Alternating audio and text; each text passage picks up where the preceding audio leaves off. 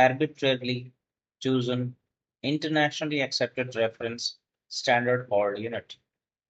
किसी भी भौतिक राशि फिजिकल क्वांटिटी को मापने का मतलब है उसकी तुलना एक निश्चित आधार जिसे अपनी मर्जी से चुना गया हो और जिसे पूरी दुनिया मानती हो ऐसे मानक से करना, जिसे मात्रक या यूनिट कहते हैं। The result of a measurement is expressed by a number accompanied by a unit। किसी भी माप का परिणाम एक संख्या और उसके साथ एक मात्रक द्वारा बताया जाता है। जैसे 5 मीटर, यहाँ 5 संख्या है और मीटर मात्रक है। The units for the fundamental or base quantities are called fundamental or base units। जो राशियां किसी और पर निर्भर नहीं करती उनके मात्रकों को मूल मात्रक बेस यूनिट्स कहा जाता है। The units of all other physical quantities can be expressed as combination of the base units। These are called derived units। अन्य सभी राशियों के मात्रक इन मूल मात्रकों को जोड़कर या गुणा करके बनाए जाते हैं, जिन्हें व्युत्पन्न मात्रक डेराइव्ड यूनिट्स कहते हैं।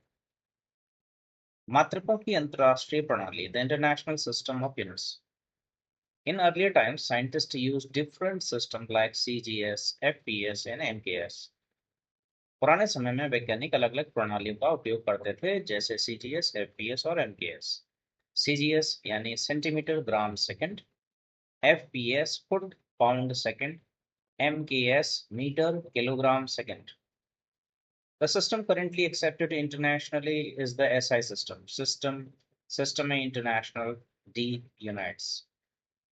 वर्तमान में जिसे पूरी दुनिया में मान्यता प्राप्त है वह एसआई प्रणाली है। SI units use the decimal system, so conversion within the system are simple. SI मात्रक दशमलव डेसिमल प्रणाली पर आधारित है, इसलिए इन्हें एक दूसरे में बदलना बहुत आसान होता है। मात्रक किसे कहते हैं, यूनिट किसे कहते हैं? प्रश्न नंबर 2, मापन का परिणाम किन दो चीजों से मिलकर बनता है? एफपीएस प्रणाली में लंबाई को किसमें मापा जाता है? मूल मात्रक और व्युत्पन्न मात्रक में मुख्य अंतर क्या है? एसआई प्रणाली को दुनिया भर में क्यों पसंद किया जाता है?